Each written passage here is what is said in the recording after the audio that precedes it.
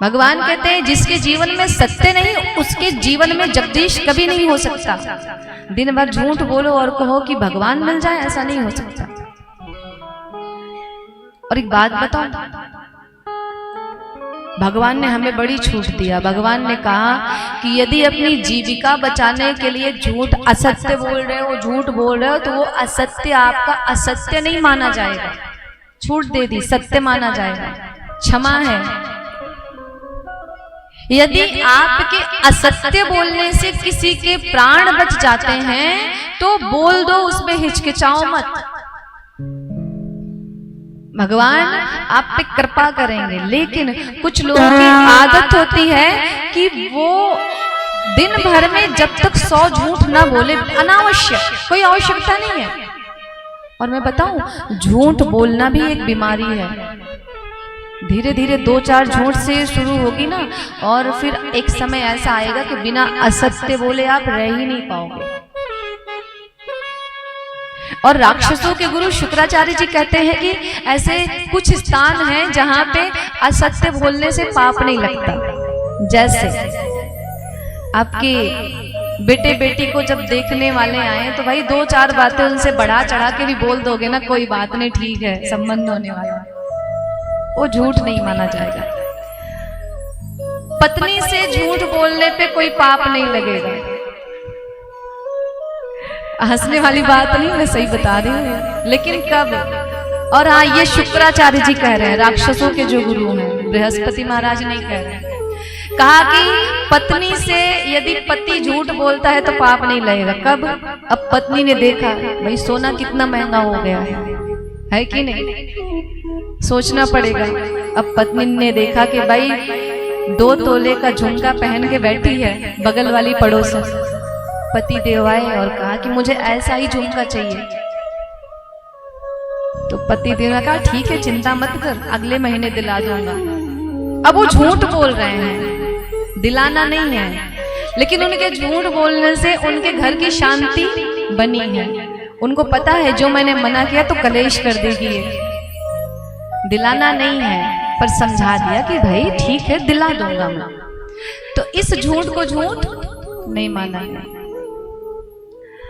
हंसी मजाक में यदि हंसी मजाक चल रहा है, उसमें अगर आपने 2-4 बातें बढ़ा चढ़ा के भी बोल दी, गलत सही झूठ, वो झूठ नहीं माना जाएगा। लेकिन हमारा सनातन धर्म क्या कहता है? कहता है सत्य बोलो। हाँ, यदि आपके असत्य बोलने से किसी के प्राणों की रक्षा होती है तो ठीक है, बोलो। यदि आपके असत्य बोलने से आपकी जीविका बचती है तो बोलो। यदि आपके असत्य बोलने से या असत्य गलत हो रहा है, आपके शांत रहने से आपके घर की सुख शांति बनी है, लोग संगठित हैं, तो कोई बात नहीं, कोई पाप नहीं लगने वाला उसका। प्यारे, सत्यम परम धीमहि, तो जितना आप सत्य के समीप रहोगे उतना आप भगवान के समीप रहोगे। भगवान कहते हैं सत्य मेरा ही स्वरूप है, मेरा मूल स्वरूप क्या है? सत्य, मैं सत्य हूं। इसलिए व्यास जी ने मूल में जब प्रवेश किया तो किसी भी देवी देवता का नाम नहीं लिया, केवल सत्य की उपासना की है। प्यारे, इस प्रकार से व्यास जी महाराज ने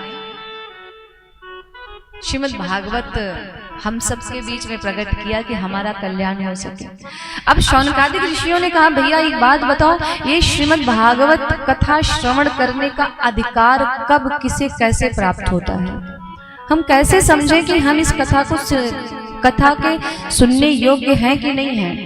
योग्यता हमें है कि नहीं? हम बैठ तो गए, कभी कभी हमें पद मिल जाता है, लेकिन उस पद पे बैठने वाला योग्य नहीं होता उस पद के, पर भाई डिग्री है तो पद मिल गया। तो पूछा कि श्रीमद् भागवत कथा सुनने की योग्यता कब आती है मनुष्य में? तो बड़ी सुंदर बात कही कि जब आपके भीतर दूसरों का उत्कर्ष देख करके प्रसन्नता आने लगे, जब आप किसी दूसरे को बढ़ता हुआ देख करके प्रसन्न हो जाए कि भाई उसने बड़ा संघर्ष किया, आज उसके जीवन में खुशी आ गई है, बड़ी अच्छी बात है, तो समझ लेना कि आपके जीवन में योग्यता आ गई है श्रीमद् भागवत कथा सुनने की। लेकिन हमारे जीवन में क्या है ना, इसका ठीक उल्टा है। हम अपने दुख से नहीं दुखी हैं, पड़ोसी के सुख से हम दुखी हैं। हम किसी को आगे बढ़ता हुआ नहीं देख सकते। और यदि हमारे साथ का कोई आगे बढ़ रहा है, जीवन में कुछ अच्छा कर रहा है, तो कहेंगे अरे इसको देखो क्या आगे बढ़ रहा है, कल तक तो मेरे पीछे बैठ कर नकल करके पास हुआ है, ये आज कैसे IAS अधिकारी बन गया। नहीं नहीं नहीं, तो खुश नहीं है हम। हमारे जीवन में सच कहूं तो दुख हमने पाल के रखे हैं, दुख कोई है नहीं, ये हमारी सब बोई हुई खेती है जो हम काट रहे हैं। तो बोले जब दूसरों के सुख को देख करके आपके हृदय में सुख की अनुभूति होने लगे, तो समझना कि अब आप योग्य बन चुके हो श्रीमद् भागवत कथा सुनने को। और अगर नहीं है ऐसी योग्यता, तो फिर श्रीमद् भागवत कथा सुनने का कोई मतलब नहीं है। आपका हृदय अहंकार रहित होना चाहिए। और यदि आपके हृदय में जरा सा भी जो है अहंकार है ना, घमंड है, फिर आप भगवान की शरण में प्रवेश नहीं कर सकते। सबसे पहले अपने अहंकार को समाप्त करना। और सबसे बड़ी बात, अहंकार करने जैसी हमारे पास कोई वस्तु ही नहीं है। किस बात पे अहंकार करते हो? धन, धन पे करते हो। मैंने राजा को रंक होते हुए देखा और रंक को राजा होते हुए देखा। बल का अहंकार करते हो। कितना बलशाली था रावण, लेकिन अंततः मारा गया ना। स्वरूप का अहंकार करते हो तो भगवान भुवन सुंदर है,